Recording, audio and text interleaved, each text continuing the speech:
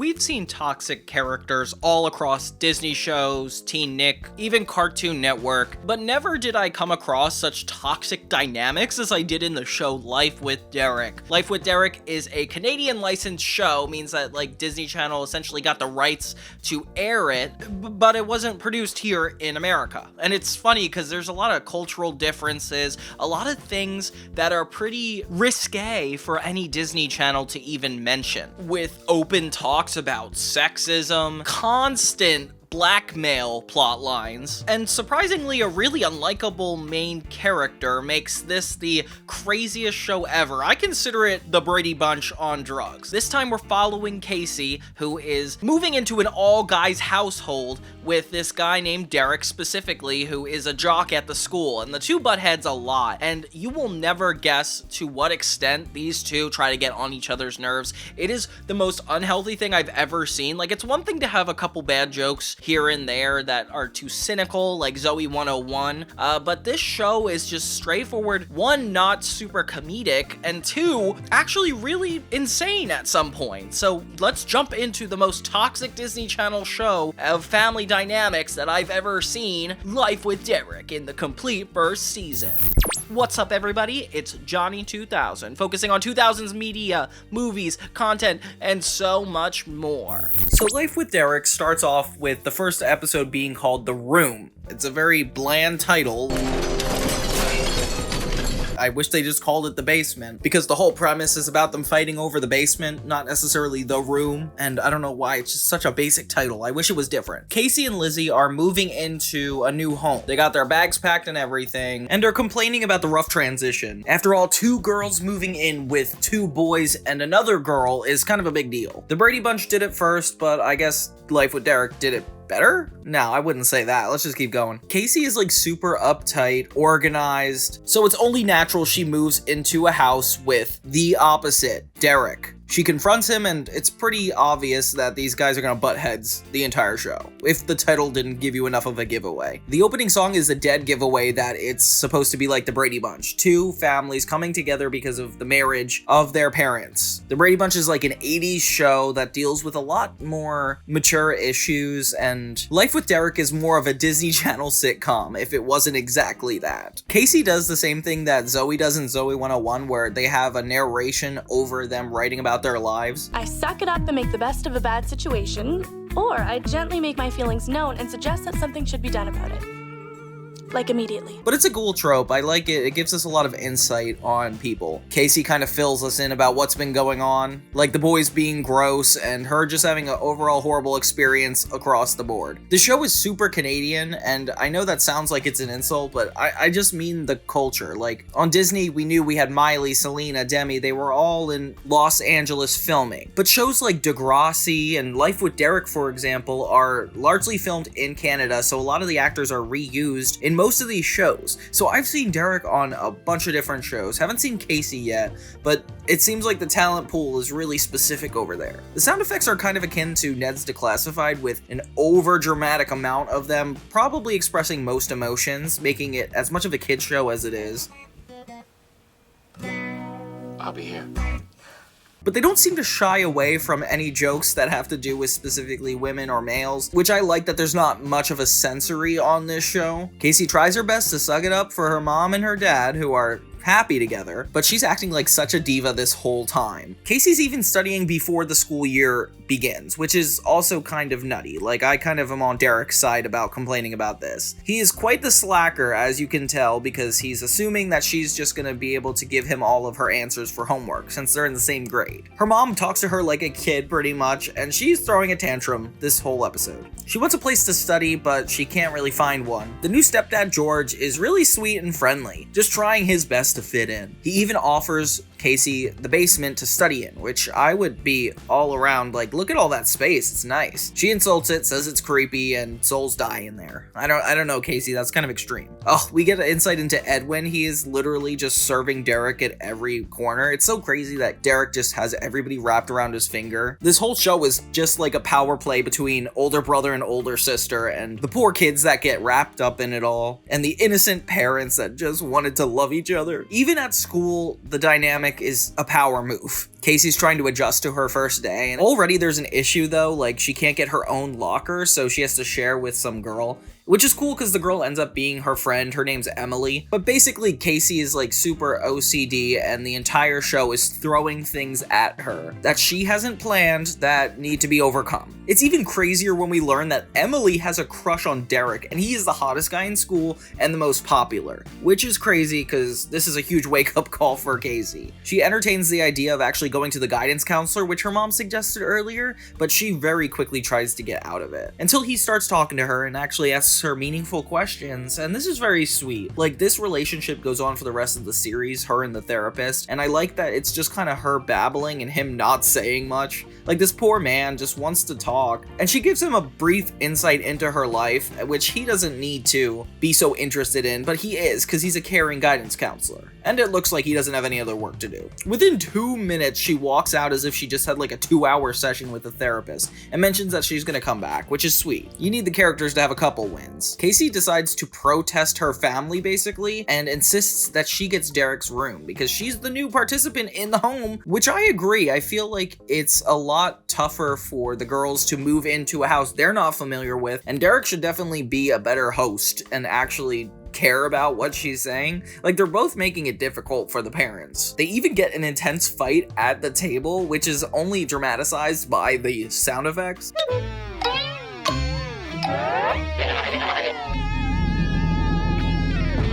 But they don't figure it out, they just kind of end it on, we'll think about it. There's these little scene transitions of the empty blue box where you have the characters that are involved in the next scene kind of doing something wacky, and it just makes it so much more dramatic than it ever intended to be. But it's cute, I like this little scene transition. It's different than like Hannah Montana, iCarly, like it's necessary to the specific episode. Oh my god, Edwin approaches Casey on behalf of Derek, and it's very clear he's like a minion to him. The next morning at breakfast, Nora and George announce that they decided what's gonna go on with the house. Casey's gonna get the basement and Derek is gonna sleep upstairs. They say they want to remodel the basement, and I really think that's a great idea, but Casey thinks that is horrible still. I'm like, Casey, be a little grateful. Like, you're about to get something that nobody else in the house has. Lizzie, her younger sister, gives her the idea to use reverse psychology and make it seem like she wants the basement, so that way Derek would think there was something better about it. And it works perfectly. He's jealous and is essentially like, I want the basement. They finally see it at this grand reveal, and George did a good job. I feel like this house is really nice. It reminds me of Wizards of Waverly Place, like Selena Gomez's room. Derek swoops in and says he wants the basement. But when Casey lets him, he realizes he's been played. But the rest of the family has had enough. I would too. These siblings are ridiculous. You spoiled brats. No offense. They fight in the room as they're told they can't come out until they decide between them who's getting what room. And that's when they kind of make the realization that they need to be happier for their parents instead of being so defiant and struggling. And Casey is obviously the bigger person because she's expected to be, and Derek just goes with it. It's a sweet ending, and it's like the beginning of a really long show. Something that's crazy about this show is its connections to the show Degrassi: The Next Generation. This was like one of my favorite shows growing up, so it's only because I know about that show, but most of the characters in this show are used in that. Like, Lizzie plays Adam, which is a character for like 5 or 6 seasons. Nora plays Fiona's mom, which is a later character, probably in like season 9 or 10. And then Degrassi characters are on Life with Derek, like Paige, Michael Chuck, Spinner. And it's funny because it's like one is a teen drama with a lot of dramatic moments, and this one is just a quirky Brady Bunch parody. It's like kind of crazy. The Canadian world is so much different, and I can't believe I never noticed it when I was little. Like, I had a feeling that there was something different about it, but I couldn't tell until I realized it was the actors. I remember having a fun time with this show, so I'm excited to keep going through episodes and kind of diving into them, but this was a fun start. Like, I forgot how attention grabbing it is. It definitely works as a pilot in a first episode. Let me tell you a fairy tale about an unappreciated princess and her wicked stepbrother. Okay, so we're gonna go a little bit off episode order because Life with Derek was aired in a completely different way than it was filmed. But I kind of want to do the filmed way because I feel like it does a better representation of introducing us to the characters and just the way that the family kind of builds their chemistry together this early on. So the second episode is supposed to be the fall, but really what was filmed is House of Games. So in this episode, the McDonald's are essentially against the Venturi's kids. Casey is essentially fed up, which she was at the end of the first episode too, so it's not surprising, with the way things are divvied up between the kids. And of course, the parents aren't super into helping, so they have to kind of figure it out between themselves. Marty mentions that she has a imaginary friend, which is gonna come up a lot. And surprise, surprise, Derek's not completely on board. Whoa, didn't see that coming. So Casey mentions the locations that are pretty much up for grabs. Of course, she has to have an organized board. And I really like the cutaways in this. It's actually really good for the pacing, especially for the 2000s. Like, this is not when people had as short attention spans as they do now. But like, this episode uses it so much, like these flashbacks, flash forwards, and even a bunch of graphics just to like bring home the point, which is kind of cool. It feels like a play-by-play. And for an episode about like fun and games, it's definitely getting the vibe of that. I could see why they thought this was the best thing to film second. So Derek tries to take over and turns the whole thing into a game. Of course, she complains about it to the guidance counselor the next day, which, by the way, I don't think guidance counselors are supposed to be like a one-on-one therapist. I remember at this age, I was surprised when I couldn't just talk to a guidance counselor in Miss Class. I was like, wait, why can't we just talk about my feelings? But yeah, that's not really an accurate portrayal about how it works. Derek literally plots to cheat. He's teaching Marty how to rig these dice and Edwin how to rig these cards. Oh my gosh, it's so cute. Edwin and Lizzie meet in the closet to discuss business, which is just them defending each one of their siblings, and they don't want to fight, so they have to talk for them. But it's cute because it's like the closet is such a realistic location for a grounded show like this, and I like that they lean into how normal the family is. Not like normal, but like the average suburban middle-class family, I feel like. It's kind of reminding me of Malcolm in the Middle, just being a family-centered show that takes place mostly around the house. I'm not sure if you guys have seen that, but I can't get over how young these kids are compared to what I remember of life with Derek. Like, maybe I'm thinking about the later seasons, but look how cute they are. Like listen to the way they talk to each other and negotiate. My team leader is very serious about winning this competition, and I wish your leader luck. I really do. Adorable. The B-plot in this is a little ridiculous, though. It's Nora and George fighting over the way they want to put their bed down, and I'm like, dude, I'm a Disney Channel kid. I don't care what the parents are going through. Then we have the first game over. The first game is rock, paper, scissors.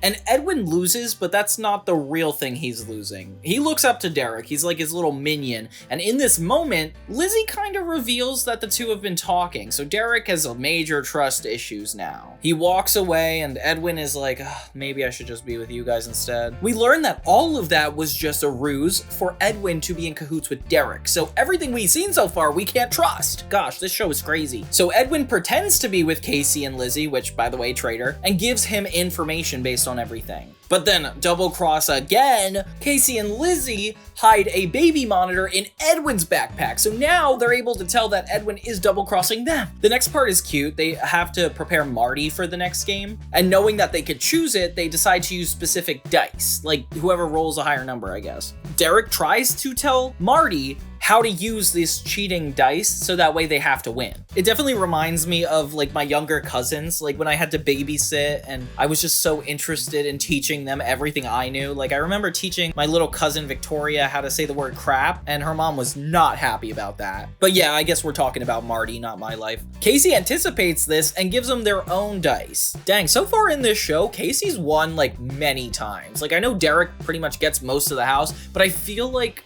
thus far, even though we're 2 episodes in, is a lot of Casey surprising Derek. The third game, though, they actually do get away with cheating. Edwin pastes an ace card to the table, and so Casey and Lizzie are surprised when Derek actually wins. He tries to make it like a wholesome moment, and we think that he didn't cheat, but he did. He cheated. But the only thing he really won was authority over the bathroom cabinet. And not even the whole cabinet, just like one of the shelves. And it's funny because it's like a callback to the very first scene in the cold open where Casey was upset with how little space she had, and now Derek is the one looking at it. Kind of artsy. I'm not sure if they meant to do that. This is a really playful episode, and I feel like they had a lot of really clever moments with the brother and the sisters. Just the idea that they have to turn this entire house into their battleground is really cool. I think Marty is adorable right off the bat. Like, she's definitely the cutest character. Really sells that this is a real family. Lizzie is strategic and organized, but not afraid to be deceitful, which is kind of cool for her character. Edwin is just Derek's right-hand man, which is not special.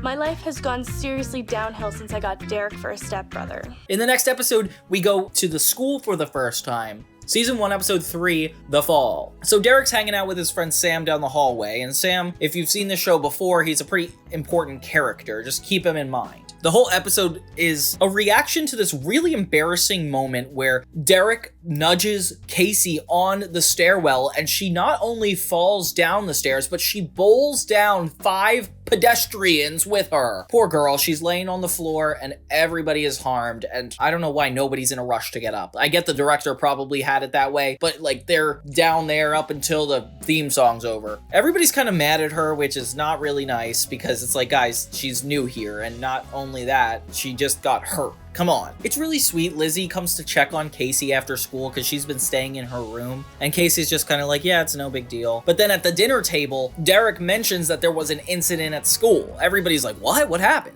And he's just laughing at it. It's like, it's crazy because it's this play on toxic masculinity where Derek is just all about laughing or not talking about feelings. And it comes to this level, which is not fair. I'm happy the parents don't really go for it either. Like, they're pretty pissed. And poor Lizzie just found out her sister lied out of embarrassment. Although, if I was growing up at that age, I feel like that would give me some sister issues too. They coined the term Clutzilla because she fell down the stairs, which is not that clever. And she's so embarrassed she has to go in school in a disguise the next day. And she's right to be like overreacting. Apparently one of the kids in the school is threatening to sue her because of this event, which is so awkward. Like, how dare you? My dad's friend's a lawyer.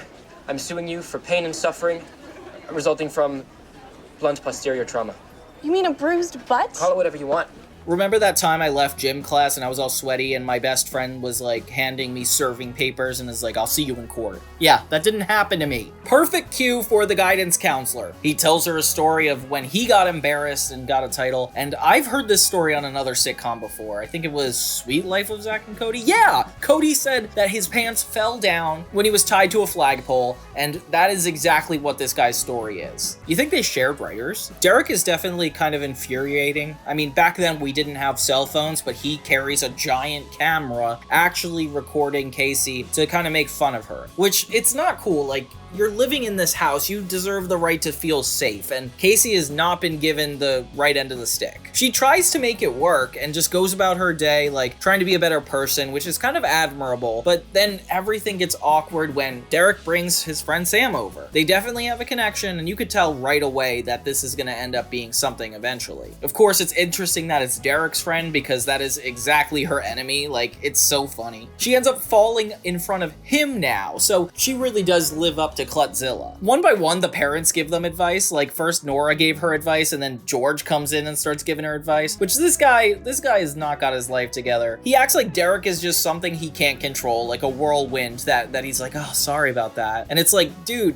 go to the guy, make him fix something. Don't make the girl fix something. I feel like we always give work to girls before we give them to guys in this world, and it's just kind of crazy. I don't think we do it as much anymore, but the 2000s really drilled that home. That's why I like the not so subtle gender conversations, because it is a very accurate portrayal of how people look down at each other. And obviously with families, like, they don't have a second thought about judging people the way they are. So it's like really telling when Edwin starts to treat the girls the same way Derek does, because that's his role model. Lizzie's the true one here though. At the dinner table, Casey and Derek get in this really public argument, and they call her sensitive, and we keep using these terms like emotional, and I just feel like it's not cool to label somebody that as like a negative thing, you know? But she pulls in Edwin for a meeting, which it's so cute. They're still doing this bit where they go into the closet and have a meeting. And she learns from the conversation that she has to go directly to the source. So she approaches Derek. And Derek talks down to her so hard here. Like, if you ever had to have a instructional video for mansplaining or just non-respectful behavior, this scene would be 100% it. Like, he does not treat her like another person. And poor Lizzie is just trying to care for her sister. It's noble. Like, it's something Edwin would do. I don't know why Derek doesn't see any respect for her here. Like, this is a good moment for them to actually bond, but Derek's character is too hard-headed to let that happen. So Derek is like, I want to help you fix your reputation, which means I guess Lizzie did get to him. This is a really thoughtful thing he's doing, but then he ruins it by getting in a fight about Sam. And he's basically claiming that she has a crush on Sam and that's why she fell, which is not really fair. It seems like Derek is still determined to help her, which is funny because he's definitely not showing it in any way. He goes to talk to her friend and learns that Casey is about to embarrass herself. She's about to make an announcement to the school that they should stop bullying her for falling. Derek comes up with a really good plan though, like right when she pulls everybody in to stand up for herself. Derek has Sam escort her to class, which is kind of disrespectful. It's like, stop her from talking. I mean, I definitely respect Casey for being able to stand up and stand up for herself, like, especially in front of all those people. It's like really noble to do. And kind of funny that Derek's like worried about it being a bad thing and that a boy could fix this issue, like ridiculous. But I feel like it more so has to do with the fact that her personality is so complicated that like the school would react negatively to it anyway. But overall, first time Derek did something good, I think that's a good win. And then for the third time, we're at the dinner table, and this time nobody gets up, nobody cries, nobody freaks out, and Casey pulls out an embarrassing story that Sam told her about him, which is kind of a funny way to end it. How did this happen?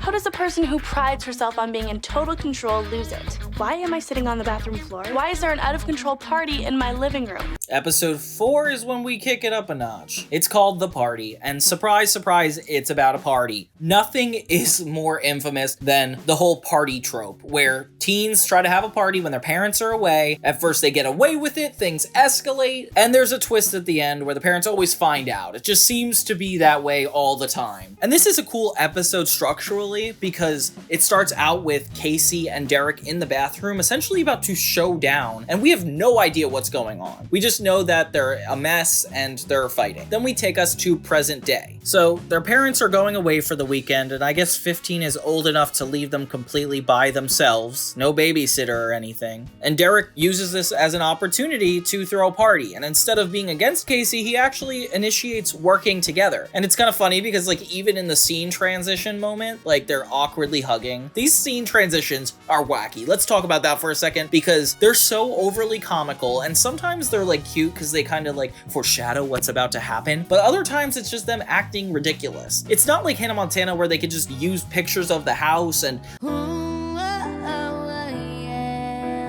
so they had to film all of these individually. What a weird amount of extra work they're putting on themselves. Although it was made in Disney Channel Canada, so I do appreciate that they put a lot more time and effort in to make it more like an American show. That way you couldn't tell the difference on Disney Channel. Oh, so when Derek approached Casey about this idea, she actually said no, but he went ahead and did it anyway. That's why she's so mad in this scene. I was like, why is she mad? But then a bunch of high schoolers are partying all around the house, and they somehow avoid the topics of alcoholism, too much partying, and they just have whipped cream shots, I guess? I don't know. It's kind of funny to see them attempt to have a rager and not necessarily have it. It's really cute because Lizzie and Edwin watch the party from upstairs and they're like, this is how high schoolers act? It's kind of like the History Channel where you're looking at animals. Casey's whole goal is to get people out of here so that way things don't get out of control. This guy who's supposed to be cute, which I don't even know how, they just had his hair gelled up. This is what you guys thought was attractive in the 2000s? And Casey's kind of distracted for a moment. She doesn't actually stop the party. One of the party goers tells Derek that they actually broke the lock, and Derek is like, oh shoot, I'm gonna have to fix this. So he goes upstairs, tries to fix it. It's 10:29, don't know why we need to know that. And Casey comes in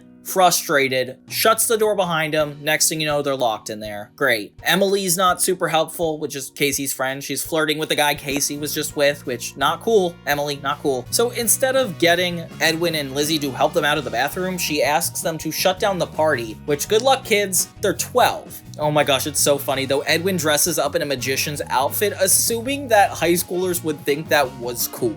And he's such a nerd sometimes, but I really like when they lean into it. Like, Edwin is a pretty down-to-earth guy. He just keeps following Derek, and that's why you gotta feel bad for him. And that takes us to the beginning of the cold open. We're right where the show started, Derek and Casey in the bathroom. I always love when shows do this. It feels so organized and neat. And there doesn't really need to be a twist. Nora and George end up entering. And at this point, it's midnight. I feel horrible for them. I don't even know for who, like the parents or the kids. Nobody won in this episode, that's for sure. They assume it's all Derek's fault, and Casey's actually offended by that, which, Casey, come on, you don't like him. And she, like, stands up for him, which is really sweet. It did not need to happen. He even questions her and is like, are you sure you want to do this? And she's like, sure, yeah. Derek doesn't accept it. He basically tells her that he gave her a sob story, and Casey's just falling for it. Casey, just clean your hair. I don't understand why between now and the bathroom 2 hours ago that you'd still have that stuff in your hair. You had access to water, you had access to everything.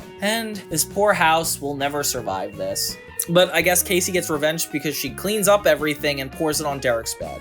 And they do something in their ending credits that I don't think a lot of other shows do. They show like behind the scenes footage of like them goofing around and put some music to it. I mean, some shows will do it where they have outtakes. Some shows will do it where there's a little teaser scene. But I kind of like this. It's very genuine. It reminds us it's a show in a positive way. Overall, this episode, definitely a lot of fun. I feel like it does the teenage party trope a lot of justice because it's exactly what it says it is. And we get to see the characters in a non-parental setting, like actually going off on their own. And of course, they're still too young to make mature decisions, so it's fun to see them mess up, I would say. I gotta tell you though, I read online somewhere that Derek and Casey have too much chemistry to the point where like a lot of people don't believe that they're siblings, and there comes a lot of tension between them. And I can kind of see it. With the scene in the bathroom where they're just looking at each other, I'm like, you guys, you're brother and sister. You don't have to give each other that hard of contact. But maybe I'm just brainwashed because I can't unsee it after people mentioned it. It feels like a love story at random moments, and it kind of makes me sick. But it's funny because it's like a new way to look back on it, and it's innocent in nature. It's just such a weird interpretation that somebody put online and now everybody will follow. Can you please comment below if you've heard this or thought this about this show? Like whether you've seen it or not. I feel like it has that reputation. Add 7 people to one house minus a system of any kind. That equals total insanity. Episode 5 is called All Systems No Go, and this one's actually super chaotic. Not only did we just have a party episode, but now we're getting a full-on, like every character has a problem and it all needs to be solved episode. I could see why Disney probably divvied up these episodes, like they made the fall the second episode so we could see the school quicker. Like this episode was kind of toward the tail end of the season, so that way we didn't get too much of just house nonsense, but this is interesting. So it all starts off with Derek accidentally dyeing the white clothes pink because he put a red shirt in it, which is classic. Derek mentions that he swims in the neighbor's pool casually, and they're like, do they even know that? Technically no, but I'm sure they wouldn't mind. You can't do that, Derek. There's a really funny moment where Casey is like, oh, things used to be so much better. And there's like a flashback to them at their old place. It's just Lizzie, Casey, and Nora. And it's like, there's no way you guys just sat down drinking tea. This isn't England. George even gives us insight onto what it was like when the boys were just there. And it wasn't fun, I'll tell you that much. He doesn't look like he had fun either. I could see the Brady Bunch inspiration here because in that pilot, it's them getting married and you see both of the families on their own, and then together it's chaos. That's exactly what's happening here. But since this is more modern, I feel like they're not afraid to go there, and it's not super PG, which is crazy because it's Disney. Favorite joke from Marty is right after the cold open. She says, I gave him the old 1-2. And this is Emily's parents. It's so funny because they were just next door hanging out with the neighbors, and Nora and George made a complete fool of themselves. Like, George spilled wine everywhere, and this totally checks out for these parents. Like, they're not perfect, but the annoying thing is they're not that funny.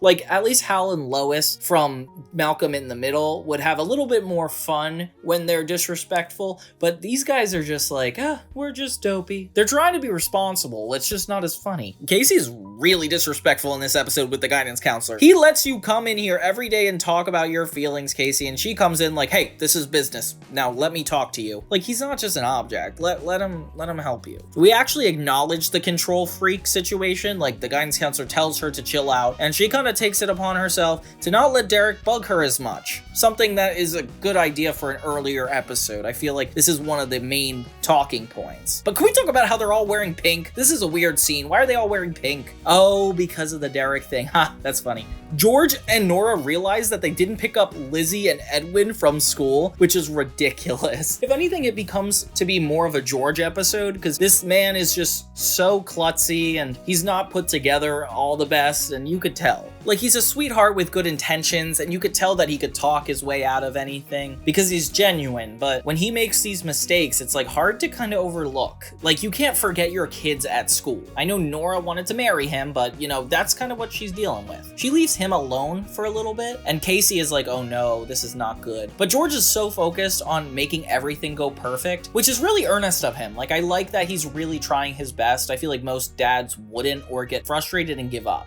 But he's smart. Like, the first thing he does is enlist Derek to make sure he gets done everything tonight. Like, he can't do it alone. He doesn't realize that there is a book club going on that night that he was not prepared for. Suddenly, Derek is like, oh no. They realize the only way they're going to be able to pull something like this off is the help of a control freak. Oh wait, Casey's giving up that life. No, it's not time. But it is cute how Derek and George go in begging for her help, as if she's like a masked hero and retired years ago. Suddenly the entire family comes together, and it's kind of cute because Edwin, Marty, and Lizzie are like, okay, we gotta help our dad. And that's a nice way to come together. I feel like they don't do this super often yet, especially with Derek like not being super helpful. And I like how it's not really about Derek in this episode either. He like sets off the issues, but it's not like he's the one making these mistakes, it's George. So the house becomes a mess trying to get ready for this book club, and Casey and Derek keep fighting. Marty makes a mess of the shampoo. It's like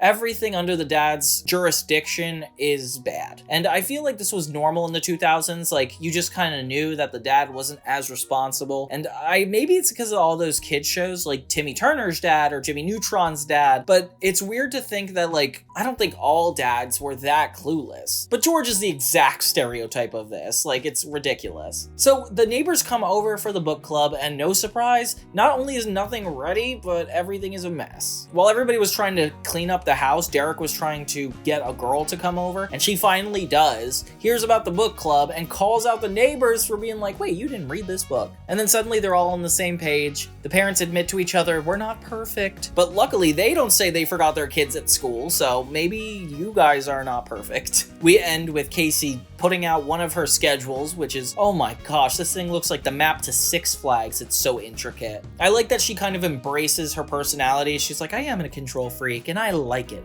And it's like, oh, okay, cool. It's a character flaw that's like also inherently good. Like, there's nothing wrong with trying to organize and keep things together, and it's perfect ground for comedies like this, with Derek being the outlandish one and Casey being the organized one, and keeping it within this house. It's tough to make that interesting. The step-family dynamic is really good though. Children need guidance. Otherwise, they turn into monsters who do and say whatever they want. Okay, episode 6 of Life with Derek is called Marty the Monster, and this one is a lot more interesting than the last couple. I can't believe they said half the things they did, considering it's Disney Channel. You just like her because she's got a big chest. You know, I didn't notice her chest.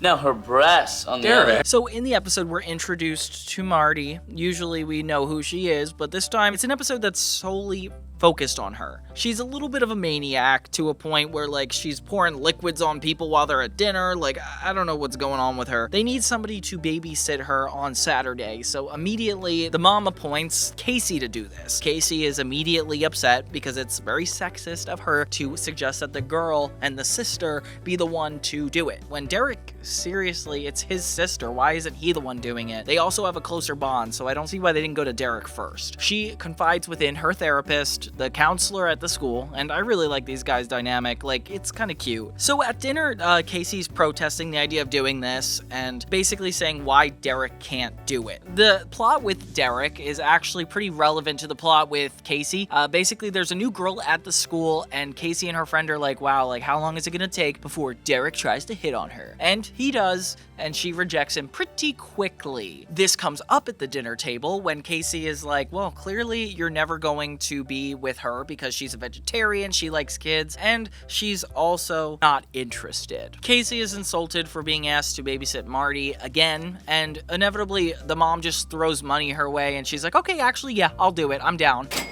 And Derek ends up using all the information that Casey gave him about this girl against her and tells her that he loves kids, he's a vegetarian, and he's all these things that he's not, just to go on a date with her. He even says that he's the one watching Marty on Saturday. Ooh, now it gets complicated. Casey's angry because she finally agreed to do it and wants the money. So now Nora and George start arguing because they're like, oh, well, I told Casey she could do it. I told Derek he could do it. And next thing you know, it's the best man wins situation where Marty is throwing a tantrum and whoever is able to calm her down gets to babysit her. Casey fails and Derek triumphs pretty quickly, so he's the one who gets to babysit her. Weird win, but I guess we're going with it. When Casey realizes exactly why he wants to babysit Marty, everything becomes apparent and she decides to sabotage it. So yeah, this girl shows up to the house and is ready to hang out with Derek, but Casey inevitably asks her to go with her to the mall. So now Derek is just stuck with Marty all on his own. Marty and Derek have some alone time, and Derek just does everything Marty wants, which is kind of funny. Is dressed up in princess garb, and she puts like hair clips in his hair, and the girl comes back with Casey only to see this, and he's like so embarrassed, but obviously she thinks it's cute. Derek cuts a deal with her to spend more time with this girl and is like, basically like, Casey, please take this, I will give you more money than you were originally gonna get paid. And he finally gets alone time with this girl. Meanwhile, Casey actually bonds with Marty really well. Like, you think they're not gonna get along at all, and then suddenly Casey gets all the money, nice quality time with Marty, and Derek kind of loses at the end of this one. I forgot to mention that Edwin keeps hitting on this girl the whole time, which is kind of weird. I don't know why she would give him hope. All around good episode. I like that Marty is interwoven into the plot as like kind of a main character this time around, and Derek and Casey find ways to argue in a way that like doesn't benefit anybody. And Casey comes out on top. So good job, Casey. You get a win. I miss the life before Derek. It was just us sweet girls living in our sweet condo.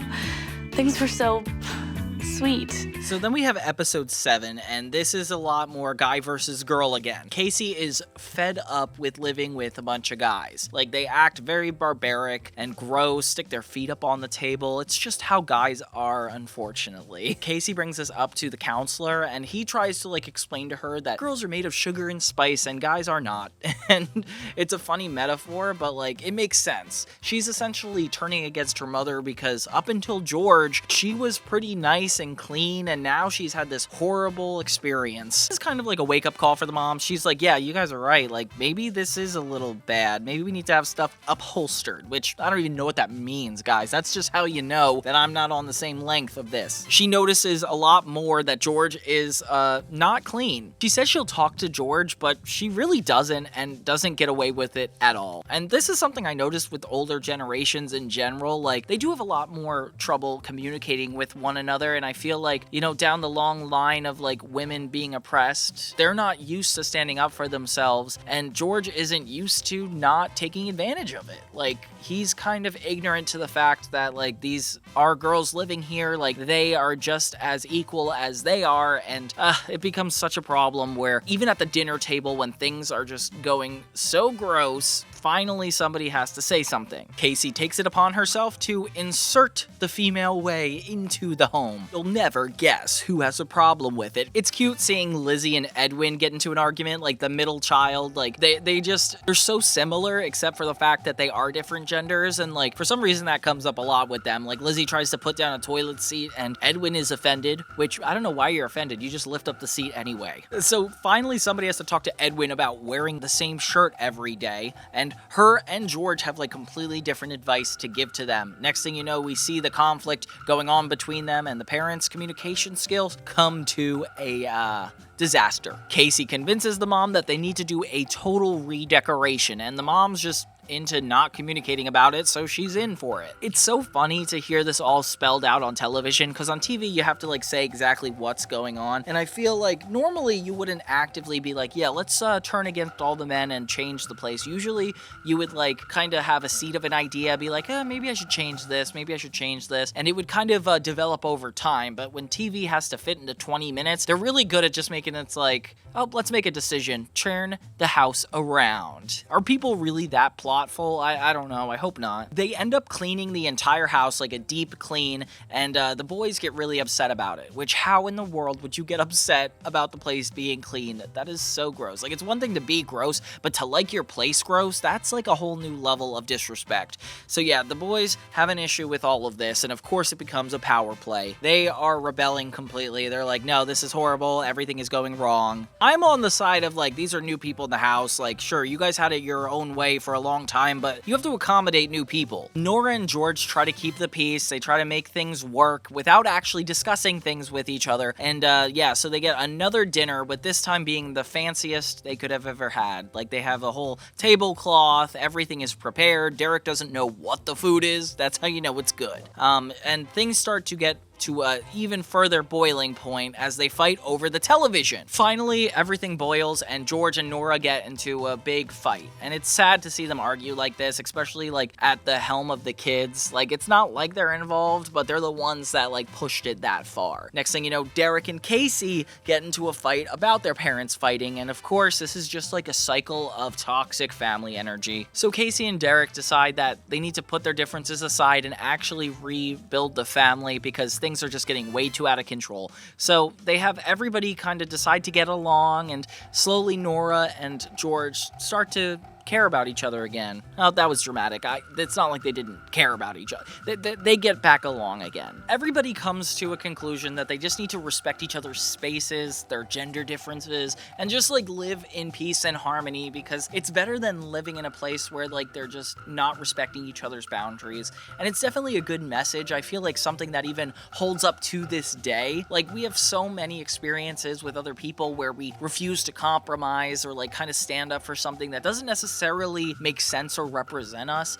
And to see Derek and Casey be the older siblings and actually step aside and be like, okay, we need to set an example and bring everybody together, like, that's what you're supposed to do. Like, even the parents need to learn from this, that their miscommunication is not good. And sometimes we need to be the ones educating our parents and telling older generations the importance of not letting things boil up to a point of toxicity. Yeah, does anybody relate to that? Please put it in the comments. Tell me what's wrong with your parents. No, I'm just kidding. But no, I'm not just kidding. So you'd think Derek would be feeling some guilt about being the reason that I hurt my ankle. Well, you'd be wrong. Okay, so episode 8 of Life with Derek is Sweet Misery. And honestly, this is a hard episode for me to back up Casey. I feel like usually in an episode about blackmail, the main character is being blackmailed by somebody else and you kind of feel bad for the main character. This is a weird episode. So basically, there's a situation that happens in the living room where Casey is about to fall off the couch, and Derek has a chance to help her, but ends up reaching for the remote, leading her to fall, making it his fault that she ends up breaking her ankle. So this is something that Casey kind of has over him, where she recounts the memory, and he's like, oh, I guess I did do that, and he does not want to get in trouble. We don't know why, we just know that he does not want to get in trouble. Casey ends up using it against him and says like, okay, well, if you don't want to get in trouble, then you're gonna have to give me something. She doesn't tell him what it is. All he knows is he has to act nice around her. So yeah, now the parents are treating her really well, and every opportunity to get something, Casey uses this whole situation against him to get whatever she wants, which ends up being a lot of really small things. In the B plot, we actually see Derek talk to Edwin, ask him for his money, and be like, hey, there's something I really need to do. And we're like, oh, okay, so there's a reason Derek has to actually keep up with this, but we're not sure yet why. Edwin approaches Casey, and that's when she learns that he is up to something, and there is a reason that he has to stay cool with her, making it realize that, wow, she really does have the power. She tells the counselor how awesome things are now that she's injured, and she is on top of the world. She's even like, oh my gosh, I'm like a celebrity. We see a little glimpse of Sam, and we remember that she has a crush on him, so that kind of has to do with this a little bit. Derek tells Sam that he got tickets for them to see a concert, and we learn exactly what the money's for now. So Casey is fantasizing about what she could possibly take from Derek, and this is where it's like, wow, this is not a likable main character, honestly. Because, like, it's one thing to be, like, strung up and have, like, a moralistic compass, but, like, in this scenario, she's straightforward, like, wishing something negative upon somebody else. I don't know how to defend that. She enlists Lizzie to sneak into Derek's room and try to find something worth taking, and it is disgusting. Lizzie breaks into his room, and it's, like, gross. Under the bed, everywhere. I hate watching this show sometimes for imagery like this. And poor Lizzie, who really didn't want to be involved in this, and Casey is just looking worse and worse. She completely flips the script on Derek by asking for his White Stripes tickets. Oh my gosh. Genius, Casey. See, it's smart, but it's still like not making you a likable person. Derek realized he's been caught, and she outsmarted him. Edwin's kind of getting annoyed with Derek because he used his money to go to a White Stripes concert. And Lizzie and him kind of reconvene in the kitchen to be like, wow, like, our brother and sister are going really far with this. Lizzie at first is like, yeah, well, I'm gonna be nice to her. She's injured, she needs help. Yeah, whatever. They realize how much they're being taken advantage of, and Lizzie finally stands up for herself and is like, no, Casey, I'm not gonna listen to you just because of all this. Like, these two kids are not even involved in the situation, yet they somehow got dragged into it. So they protest Derek and Casey, and it's a really cool plot twist that I kind of didn't see coming. I didn't expect it to be more about them, but of course Edwin is also frustrated with Derek. Like, that was all his money. So during their revenge on the counterpart, they decide to defy the older siblings. Speaking of plot twists, Casey ends up taking this a little too far, tripping Derek in her injury, and next thing you know, he's hurt. So now he's like claiming emotional negligence against her, and he's like, I'm gonna tell everybody at school. And it's like, these guys are getting so petty, and it is getting sad. And it's honestly making Casey a worse person the more she lives here. As everybody's being pushed to the limit, it seems like nothing is gonna get better.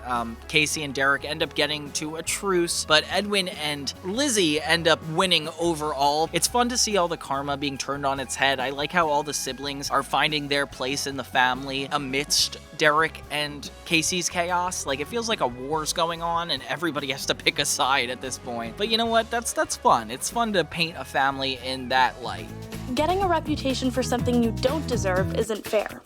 Getting a reputation for something you do deserve but didn't know you were doing is just sad. Episode 9 of Life with Derek is called Grade Point Average, and it makes Casey just seem like a really, really unlikable person. So the whole plot of this is that Casey is a grade grubber, which means she tries to get any individual point that she could possibly get on a test. And this kind of leads her to be, I don't know, bullied at school. Of course, there's two opposites. Derek is the one that cannot pass a single class. Like, he is utterly failing most of his grades, which hasn't become a huge problem until now. And you could see why. I don't know why it's so cute, but Lizzie is like checking in on Casey and doesn't really understand why Casey has to change her ways, because Casey wants to actually fit in. So she tries not to be a grade grubber. She tries to purposely do bad on her test. Lizzie's like, why would you do that? And she's like, being a teenager is complicated, which is fair, I guess, but I don't know if that's an excuse to completely change yourself. Even the counselor, like, who gives Casey advice all the time is like, yeah, maybe that's not 100% necessary, which is funny because it's like, why would a counselor advise against getting everything right? I don't know. Derek learns that he's going to fail English if he doesn't do good on his next project, so he tries to team up with Casey, who wants to do the project just so that she does bad and everybody thinks that she is not a grade grubber. Wow, good plan. so it looks like it's gonna work out for both of them,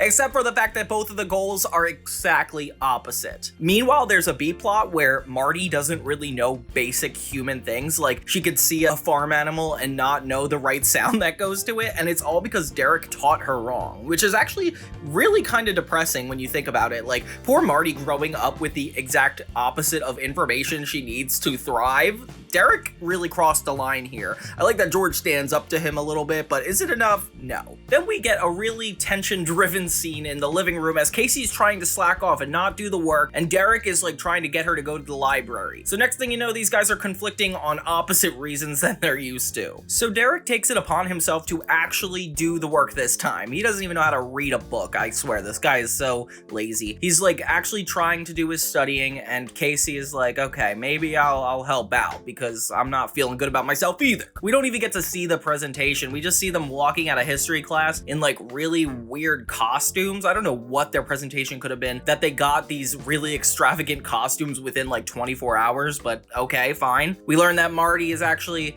joking the whole time, that she actually does know all the barnyard animals. Okay, weird plot, didn't need to be here. This feels like the same plot being done over and over again, just Casey and Derek's differences and like how they kind of try to pull each other back. And this way they're actually trying to use each other to get forward, making Casey just as bad as Derek. Like, you could tell he's rubbing off on her in a really negative way, and he's getting a little bit smarter and more responsible. So it's almost like Derek's winning no matter what. So if we had a scoreboard, I think I would give it to Derek this one. The most fun in this episode I had is when Lizzie is asking Casey what a teenager is, and she's consistently like worried about growing up, and of course Casey like makes it seem like it's a battlefield that you can't survive in. So poor Lizzie is like getting worried day after day as her sister changes personalities constantly, and it's always in the worst direction. I feel like this episode just paints Casey in such a horrible light. If the one where she broke her leg wasn't painting her in a bad light, oh, whatever. My stepbrothers, Derek the caveman and Edwin the cave boy. I wonder, were they born offensive or did they become that way due to bad influences? Then we got the craziest episode I've probably ever seen aired on TV. It's called Babe Raider, and it's all about the sexism in video games specifically. And it tackles this in a really weird way that I've never seen in a kid's show, probably because they can't talk about as much as they do. Like, Edwin and Derek are playing a video game, and the girl in the video game is greatly exaggerated to fit body standards that are not appropriate or accurate to the times. You've got to be kidding me. She's all chest and legs.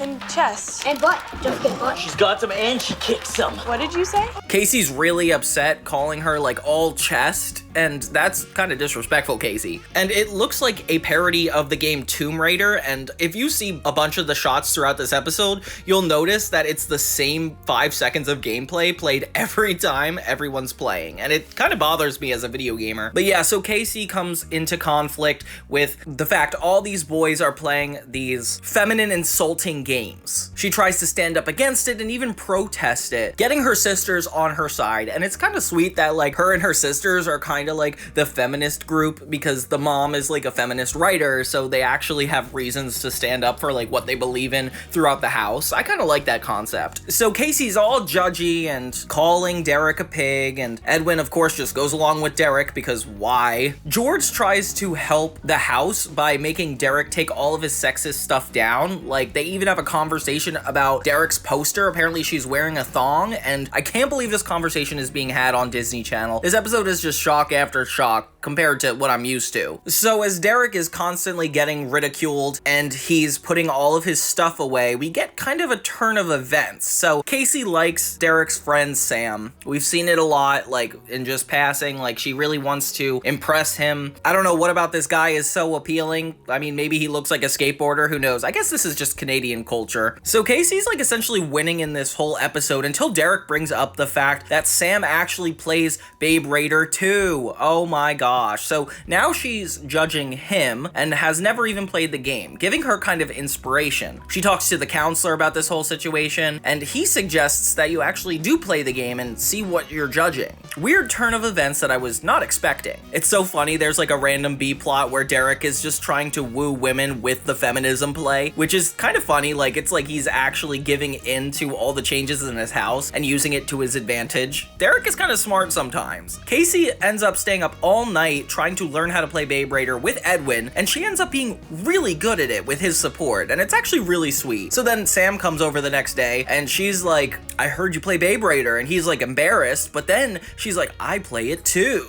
Okay, so it's all about impressing this guy, it seems. Next thing you know, Sam and Casey are bonding over playing this video game. Casey ends up having a dream about the video game where she is Babe Raider, and she's like matching her outfit in this really dark fantasy where she's like saving Sam from a zombie version of Derek. Something really, really trippy. Something I did not expect at all, actually. I don't even know how they filmed this. Was it just like in an empty room with some fog? It's kind of epic when you think about it. So Casey starts dressing like Babe Raider around school and actually embodying the character because she becomes obsessed with the game. Something that I think a lot of gamers will do. I don't dress up as Super Mario and go to college dressed as Super Mario, but I am Italian, so that might come into play. Of course, Sam thinks this is a great change, and Derek can see right through it, immediately uncomfortable, which makes a lot of sense. Like, this is not Casey at all. She is such a crazy, unlikable character. I don't know how she makes it work. Probably because she's against everything pretty quickly in the episodes, and then it just takes a bit of pushing and prodding to get her to be open to some things. And then the episode kind of resolves with her being in favor of the game, but also seeing its downsides, telling the class. She really impresses Sam, and he's like into it. He's like, yeah, feminism actually sounds really cool. Kind of a good message by the end. Her and Sam form a little bit of a connection. She learns how to play a video game, so she's getting more masculine as this goes on, and Derek is understanding feminism a little bit. I don't know. It's very toxic, but I think it's working in some ways. I do like this concept because it's so outlandish for a Disney show. Like, just the concepts they're talking about are so inappropriate for what I was used to seeing. Like, I remember gasping at this show because of all the references to the body and Casey calling Derek sexist the whole time. It's like, it's a very intense episode, and it definitely reminds me of what we were like in the 2000s, where masculinity and femininity were just so aggressively separate that we didn't really talk about it that much. Couple points for Casey in this episode, though. It seems like despite her closed-minded nature, she actually opened herself up to playing Babe Raider, which is very admirable. So good job, Casey, and let's keep going. I know I can meet today's challenge. No, not organizing the wedding reception. Being in the same room as the two people in the world who annoy me the most. Season 1, episode 11 is where things get upped in the stakes department. It's called The Wedding. The first big family event that this conjoined family is attending together, which is kind of a big deal. Apparently Nora has a lot of people in her family, giving Edwin and Derek a lot to be worried about. And of course, Casey, on top of everything, is the one that's helping plan all these festivities in relation to the wedding. So the bride-to-be is Nora's sister, and Casey has a cousin, Vicky or Victoria. Apparently she's not supposed to call her Vicky, which the mother like promptly is like, you do not call her that. She does not like being called that, which I think is kind of funny actually. She keeps bringing up the fact that her daughter does not want her to get married, and Casey's like, I'll handle it, I'll take control. Vicky comes over and is actually just as angry as her mom said. Yeah, it seems like she really doesn't want him to get married and that she thinks it's a dumb idea. So automatically we're gonna have a lot of conflicts here. Derek is trying to become a cameraman and has a crush on Vicky, of course, but they're family. I don't know why you're doing this, Derek. Apparently Casey and Vicky don't always see eye to eye, and even shares embarrassing stories about Casey to Derek and Edwin, which is kind of crazy. This girl's like actively working against the whole marriage. I do like that Casey is like a clear antagonist that's not Derek in this episode. So it's really important that this wedding goes well. When all these signs point to it not going well is when it gets concerning. Like, Marty eats the berries on the cake and they could be poisonous. The mom comes out and she has like horrible makeup for the wedding, and Casey even spills the cake on Vicky. Oh my gosh. So I guess it's fair to say Casey is not so good at this, and this whole argument going on between her and her cousin is getting way out of proportion. I'm not sure if you guys had this relationship with your cousins. I usually get along with my cousins. I don't remember throwing cake at them, but hey, everybody's different. Derek like commits himself to making this like a full film, which is so funny because like if he's not involved in the plot, he has to to be doing something. So he's just trying to turn this whole thing into a story, which is kind of cool for Derek. It's cool to see him actually want to do something. Derek even takes it upon himself to try to find the perfect ending to his film by reconnecting them to get married. It's kind of sweet when you think about it. He like coordinates everybody to make the house look all nice and put good vibes out. Casey and her cousin finally make up, and her cousin like is actually vulnerable with her, which is sweet. It's nice to see them like actually getting along compared to the fact they never had before. After a while, they do end up being on the same page, like getting into a new family because of somebody getting married is a big deal for a teenager, and Casey can relate to it more than anybody, making it a lot easier for them to get together. We cut to the family watching Derek's wedding film, and turns out we didn't even need to see the wedding. It just puts us right after it happened, but okay. And the whole family enjoys it. Derek finally did something decent. Yay! And I guess the wedding went well, we just couldn't see any of it. It's crazy that we had like a whole episode about a wedding, but they were just in their living room the entire time. They even had like a flashback with the counselor. That way they didn't have to change locations. I was very surprised to see that. This is an interesting episode. I can't believe how much they worked with trickery. And there's even a moment where Vicky and Derek are kissing, so immediately it's in the family. I do feel like this one was really impressively written. With Derek not at the forefront of it, it feels less forced and actually like Casey's issues. I like the addition of Vicky in this. I wish she would be like a more recurring character, because this is as interesting as the season's gotten so far, honestly. Poor Derek. He's got a horrible, itchy condition that makes you feel totally disgusting. So then we go to episode 12, The Pox Father. And this is interesting because it definitely solidified a lot of my beliefs about chicken pox without doing any research at all. So it turns out most of the family has had chicken pox before, therefore they're not going to get it when Derek gets it. So Derek is really upset because he actually wants to go to school. Casey's like, why in the world would he want to go to school? So she's kind of like suspecting him for doing something nefarious. I don't know what he's up to. And the father's the only one that could be like super susceptible to the chicken pox. So he's the only one super concerned. I completely forgot that chicken pox was a big deal. Like everybody was like worried about getting them, or like that was probably just something I thought when I was little. Like maybe this episode or another show, just something about chicken pox was always like, stay away. Or maybe that was just like younger kids, like that was the biggest thing we were worried about. Casey eavesdrops on Derek, still can't really piece together what's going on. And then the next day at school, she's like even more confused when a kid goes up to her with a gift basket, says to give it to Derek. Like what in the world is that about? She spots Edwin at the school, which could only really have to do with his plan, which we still don't know yet. Edwin says that he's like there for his girlfriend, which is such a funny lie. So immediately Casey has a perfect conclusion. She thinks Derek is selling drugs at school. Again, another thing that I can't believe Disney is talking about here. So she's super concerned about him and trying to confront him about it because of the chicken pox. And he's just like, stay away from me. That's not what's happening. Moving on. Turns out Derek is having a business all throughout the school with everything except drugs. It's kind of weird. He's basically selling all the office supplies they have in the house to the kids, selling all the parents' old clothes to the kids. Like, it's crazy. Oh, and a mix CD of other people's music, which is kind of crazy. I think it's genius though. If he's getting a lot of money for it, it's being profitable, why not? So yeah, that's why nerds keep going up to Casey. They're trying to figure out what she's selling. Casey agrees to help him continue his business just because she thinks it's so smart in the school, which is kind of crazy. She goes to a payphone, tries to contact him. I can't believe we didn't have cell phones back then. And he's like, oh my God, something's going on. People are not ordering the D-Tune CDs. And I'm like, what?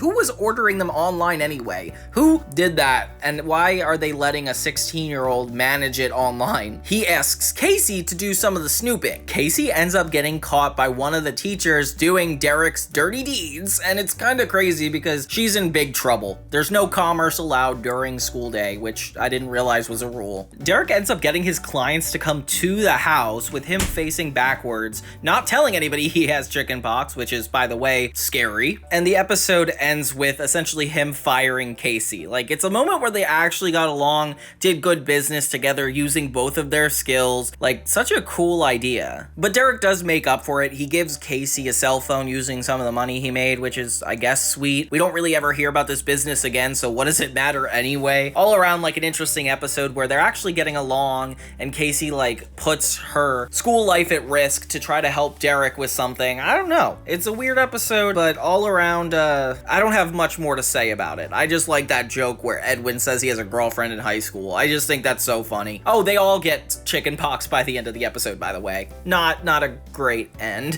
Who would have thought that Derek, my obnoxious stepbrother, would have a best friend who is so not obnoxious? That's when we get to the season finale, and guys, this is such a long road. I can't believe how boring this series is. Like, there's a lot of toxic stuff going on, and it's not even for the benefit of comedy. Like, at least be funnier. It's just quirky in a really, really specific way. The final episode is called Male Code Blue, and they're finally finishing a storyline that they've introduced a lot throughout this season, is that Casey likes Sam, Derek's best friend. We start out with a nice dinner between all of them, and Derek and Casey get through an argument with Sam in the middle of it. Immediately, it's clear there's going to be a lot of conflict between all of them, and Sam even starts to express interest in Casey. Casey attempts to ask Sam out herself, which is something really bold. I respect Casey after this. Casey talks to the counselor about the whole situation, and he brings up the point, like, is Derek okay with all this? And she's like, yeah, Derek doesn't care, which immediately comes up to be an issue. So Casey actually asks Sam to hang out on the weekend, and he's pretty open to it until Derek interrupts and is like, don't let her harass you. And it's like, what? Derek tells her about this made-up guy code that you can't date your best friend's sister. Okay, interesting. You could tell Sam's actually kind of disappointed because he really does like Casey, and you feel bad. The B-plot is really not that interesting. It's the parents just assuming they don't really know their kids super well. After they find out that Lizzie is doing really good on her soccer team, they realize that maybe they're not finding out a lot about their kids. Sam starts giving Casey the cold shoulder while he sleeps over that night, and you could tell that this is really not planned. She's trying to pry him and be like, why are you acting so uninterested after we've talked back and forth for a while now, which I guess that's kind of fair, but like also they've never established anything formally, and they still haven't gone on a date or anything. It's just one of those things where it's like you assume you're together just because of a glance? I don't know. So Sam breaks it to Casey that he's just trying to follow the male code, essentially kind of breaking her heart, and she is really upset. Derek is really happy with this outcome, obviously. I don't know why he doesn't have any bit of remorse. We jump back to the dinner table, which is a lot like before, but this time Casey is uninterested in Sam, making the whole situation a lot more awkward. There's a lot of tension between everybody, making it even funnier that the parents don't know what's going on. Like, they think they're completely crazy for not getting this. Casey talks to Lizzie about it. Sam actually questions Derek where all these rules are coming from, and Derek is like pretty controlling. I didn't realize he could be this way as a friend. He tries to stop Sam from questioning like anything. Later, Sam starts to develop his own morals when he goes into the kitchen running into Casey. She's actually really nice to him, and it's very sweet. Like, it's like they